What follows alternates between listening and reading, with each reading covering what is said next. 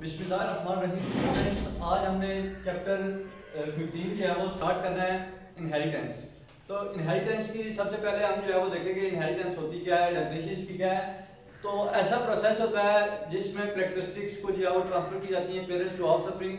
हम कैरेक्टरिस्टिक्स को ट्रांसफर करते हैं। तो जो जितनी भी जो कैरेक्टरिस्टिक्स होती हैं बच्चों के अंदर वो पेरेंट्स से आई होती हैं, और ऐसा नहीं होता कि जो जितनी भी कैरेक्टरिस्टिक्स होती हैं ये एक ही पेरेंट्स से ट्रांसफर हो रही होती हैं। ये जितनी भी कैरेक्टरिस्टिक्स होती हैं ये दोनों पेरेंट्स से जो है वो ट्रांसफर होती हैं, और कुछ कैरेक्टरिस्टिक्स जो है वो इन्वायरमेंटल चेंजेस के साथ साथ भी जो है वो अडॉप्ट करते हैं बच्चों के अंदर ट्रांसफर होती हैं। तो इसमें जो है वो स्ट्रक्चरल रोल भी होता है और बिहेवियर रोल भी। अब जो है वो ये इनहेरिटेंस जिस ब्रांच के अंदर हम स्टडी करते हैं बायोलॉजी की उसको जेनेटिक्स कहते हैं। जेनेटिक्स क्या है? ऐसी ब्रांच बायोलॉजी की जिसके अंदर हम ये देखते हैं कि कैसे जो है वो कैरेक्टरिस्टिक्स ट्रांसफर हो रही हैं पेरेंट्स टू ऑफस्प्रिंग। तो उस ब्रांच को जो है वो हम इनहेरिटेंस कहते हैं। अब जो है वो जेनेटिक्स कहते हैं। सॉरी, आगे क्या कहता है कि हर सेल के अंदर जो है वो जितने भी बॉडी के अंदर सेल्स होते हैं तो सेल्स के अंदर स्पेसिफिक इंस्ट्रक्शन होती हैं, और वो जो इंस्ट्रक्शन जितनी भी होती हैं याद वही आगे जो है वो बच्चों के अंदर कैरेक्टरिस्टिक्स को जो है वो डेवलप करती हैं। तो जब जो है वो सेल के अंदर इंस्ट्रक्शन इनसाइड सेल अगर हम इंस्ट्रक्शंस की बात करें तो वो जो है वो इंस्ट्रक्शंस किस फॉर्म में मौजूद होती हैं? वो मॉलिक्यूल ऑफ डीएनए की फॉर्म में मौजूद होती हैं। और जितनी भी ये कैरेक्टरिस्टिक्स डीएनए की फॉर्म में मौजूद होती हैं तो सेल इन इंस्ट्रक्शंस को जो डीएनए की फॉर्म में मौजूद होती हैं यूज करता है, और यूज करके आगे जो है वो स्पेसिफिक प्रोटीन इनसे बनती हैं, और यही प्रोटीन आगे जो है वो जो सेल बना रहा होता है वही आगे बाद में जाके जो है वो खुसूसियात आगे बनाती हैं, कैरेक्टरिस्टिक्स आगे डेवलप हो रही होती हैं। इसमें स्टूडेंट्स हमने क्या पढ़ा है? सबसे पहले इनहेरिटेंस की डेफिनेशन हमने पढ़ी है कि ऐसा प्रोसेस जिसमें कैरेक्टरिस्टिक्स जो है वो ट्रांसफर होती हैं पेरेंट्स टू ऑफस्प्रिंग, उन उसको जो है वो मेथड को हम जो है वो इनहेरिटेंस कहते हैं। इनहेरिटेंस की जो स्टडी है वो हम एक ब्रांच के अंदर करते हैं जिसको जेनेटिक्स कहते हैं।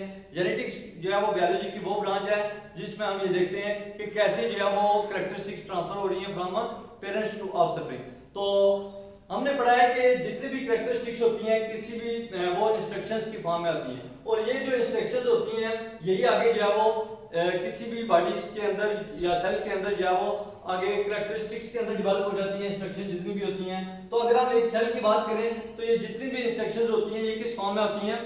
डीएनए, मॉलिक्यूल ऑफ डीएनए की फॉर्म में मौजूद होती हैं, और यही जो है वो आगे जो सेल होता है इन इंस्ट्रक्शंस को यूज करके जो डीएनए की फॉर्म में मौजूद होती हैं स्पेसिफिक प्रोटीन्स बनाता है, और प्रोटीन जितनी भी होती हैं जो सेल बना रहा होता है यही आगे कैरेक्टरिस्टिक्स के अंदर कन्वर्ट हो जाती हैं। अब जो है वो स्टूडेंट्स हम जो आगे नेक्स्ट पढ़ते हैं कि क्रोमोसोम्स क्या होते हैं और जीन्स क्या होती हैं। कहते हैं कि क्रोमोसोम जो है वो किस चीज से बने होते हैं? क्रोमैटिन मटेरियल से बने होते हैं। किस चीज से बने होते हैं? क्रोमैटिन मटेरियल से बने होते हैं। और अगर हम यूकैरियोट्स की बात करते हैं, यूकैरियोटिक सेल की बात करते हैं, तो ये जो क्रोमैटिन मटेरियल होता है ये डीएनए और एक स्पेसिफिक प्रोटीन होती है जिसको हम हिस्टोन कहते हैं उससे बना होता है। और अगर हम जो है वो क्रोमैटिन मटेरियल बेसिकली जो है वो इसकी स्ट्रक्चर किस तरह की होती है? थ्रेड लाइक स्ट्रक्चर्स होती है। न्यूक्लियस के अंदर थ्रेड लाइक स्ट्रक्चर्स होती हैं जिनको हम जो है वो क्रोमोसोम कहते हैं।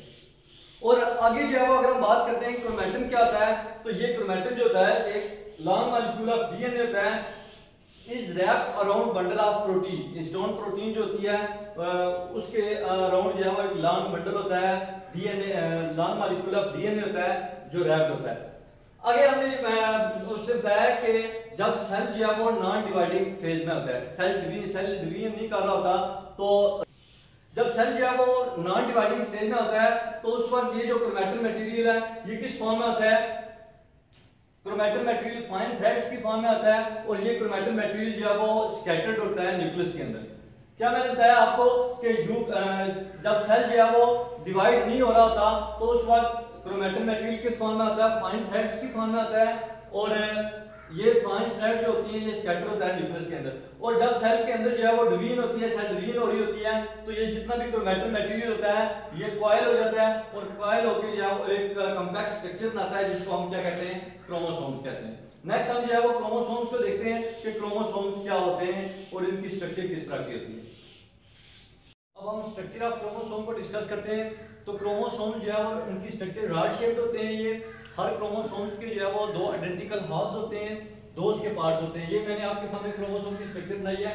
तो ये इसके दो सिस्टर क्रोमैटिड्स है, ये एक आइडेंटिकल हाफ है और ये इसका दूसरा है। दो आइडेंटिकल जो है वो हाफ्स होते हैं जिनको हम क्रोमैटिड्स कहते हैं, और ये अटैच होते हैं जिसके जरिए उसको हम जो है वो सेंट्रोमेयर कहते हैं। तो कहता है कि हर जो हाफ होता है उसको हम क्या कहते हैं, क्रोमैटिड्स कहते हैं। दो जो क्रोमैटिड्स होते हैं हर क्रोमोसोम्स के, वो एक पॉइंट के जरिए अटैच होते हैं और उस पॉइंट को हम क्या कहते हैं, सेंट्रोमेयर कहते हैं। क्या डेफिनेशन है सेंट्रोमेयर की? Two chromatids of each chromosome attach at a point called centromere. अब कहता है कि सेंट्रोमेयर का काम क्या होता है, what is the function of centromere? Centromere का काम क्या होता है? Centromere holds the chromatids until they separate during cell division। ये उस वक्त तक क्या वो क्रोमैटिड्स को होल्ड करके रखता है जब तक क्या वो ये सेल के अंदर सेल डिवीजन स्टार्ट नहीं होती, उस वक्त तक ये क्या वो इनको होल्ड करके रखता है। आगे वो क्या कहता है कि प्रोकैरियोट्स का उसने बताया हुआ है कि प्रोकैरियोट्स के अंदर किस तरह के जो है वो क्रोमोसोम्स होते हैं और कितने होते हैं उनकी तादाद। तो प्रोकैरियोट्स के अंदर सिर्फ एक क्रोमोसोम मौजूद होता है और जो किस चीज से बना होता है, सिर्फ डीएनए से बना। वैसे तो हमने पढ़ा है कि यूकैरियोट्स के अंदर जो क्रोमोसोम्स होता है वो डीएनए और प्रोटीन होती है स्पेशल किस्म की, उससे बना होता है। लेकिन अगर हम जो है वो प्रोकैरियोट्स की बात करें तो ये जो है वो क्रोमोसोम एक क्रोमोसोम होता है इसके अंदर और वो सिर्फ जो है वो डीएनए से बना होता है।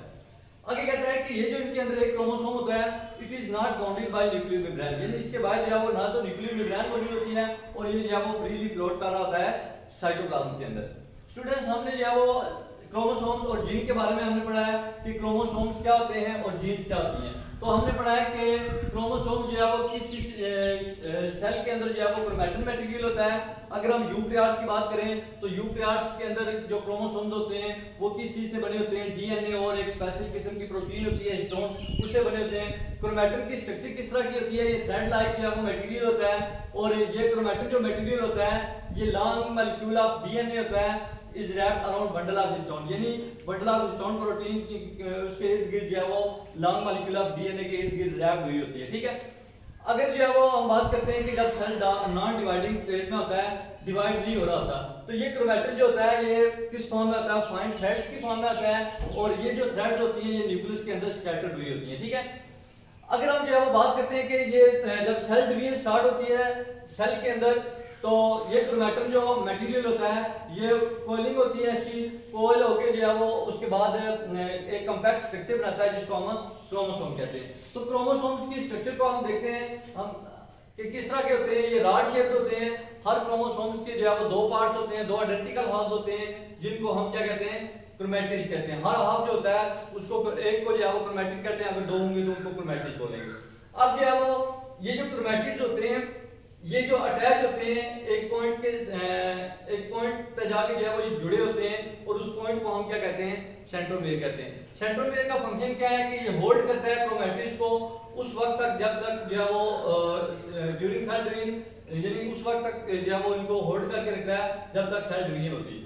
आगे वो क्या कहता है कि प्रोकैरियोट्स का उसने बताया कि प्रोकैरियोट्स के अंदर जो है वो सिर्फ एक ही जो है वो क्रोमोसोम मौजूद होता है और वो किस चीज से बना होता है, डीएनए से बना होता है और इसके बाद जो है वो न्यूक्लियर मेम्ब्रेन जो है वो मौजूद नहीं होती और ये फ्रीली जो है वो साइटोप्लाज्म के अंदर फ्लोट कर होता है। इसमें से जो आपके जो क्वेश्चन बनते हैं इस टॉपिक के अंदर, सबसे पहले इनहेरिटेंस की डेफिनेशन है, आपने इनहेरिटेंस की डेफिनेशन बतानी है, उसके बाद जेनेटिक्स की जो है वो डेफिनेशन है। नेक्स्ट आपका क्वेश्चन जो है वो इसमें जो बनेगा what is chromatin material, chromatin material क्या है, उसके बाद what is difference between prokaryotic and eukaryotic chromosome, prokaryotic और यूकैरियोटिक क्रोमोसोम में क्या डिफरेंस है और उनकी कंपोजिशन में। तो आपने बताना है कि प्रोकैरियोट्स में एक क्रोमोसोम है और यूकैरियोट्स में बहुत से मैनी क्रोमोसोम्स होते हैं और कंपोजिशन का क्या डिफरेंस है कि प्रोकैरियोट्स के अंदर जो है वो एक सिंगल क्रोमोसोम है और यूकैरियोट्स के अंदर बहुत से हैं। और दूसरा डिफरेंस जो आपने बताना है कि इसके जो प्रोकैरियोट्स हैं उनमें सिर्फ जो है वो जो क्रोमोसोम्स होते हैं वो डीएनए के ऊपर मुश्तमिल होते हैं, जबकि यूकैरियोट्स के जो क्रोमोसोम्स होते हैं वो डीएनए और स्पेशल किस्म की प्रोटीन होती है जिसको हम हिस्टोन कहते हैं उसके ऊपर मुश्तमिल होते हैं। और इसके बाद जो है वो यूकैरियोट्स के अंदर जो क्रोमोसोम्स होते हैं उनके बाहर जो है वो न्यूक्लियर मेम्ब्रेन मौजूद होती है न्यूक्लियस के बाहर, और इसमें जो है वो न्यूक्लियर मेम्ब्रेन जो है वो मौजूद नहीं होती, ये फ्रीली जो है वो प्रोकैरियोट्स होते हैं फ्रीली फ्लोट कर रहे होते हैं। अब नेक्स्ट जो क्वेश्चन आपका बनेगा what is difference between chromatids and centromere, और क्रोमैटिड्स की आपने डेफिनेशन बतानी है कि हर क्रोमोसोम्स के जो है वो 2 आइडेंटिकल हाफ्स होते हैं, हर हाफ को जो है वो हम क्रोमैटिड कहते हैं। और सेंट्रोमियर की फिर डेफिनेशन बतानी है और क्वेश्चन पूछेगा define centromere and write down its function, कि सेंट्रोमियर की डेफिनेशन बताया और उसका काम बताया। तो फिर आपने बताना है कि 2 क्रोमैटिड जो होते हैं हर क्रोमोसोम के वो अटैच होते हैं एक पॉइंट पे जिसको सेंट्रोमियर कहते हैं, और ये जो सेंट्रोमियर होता है ये क्रोमैटिड को होल्ड करता है उस वक्त तक जब तक सेल डिवीजन स्टार्ट होती है। स्टूडेंट नेक्स्ट लेक्चर में जो है नेक्स्ट टॉपिक को हम डिस्कस करेंगे, तब तक के लिए।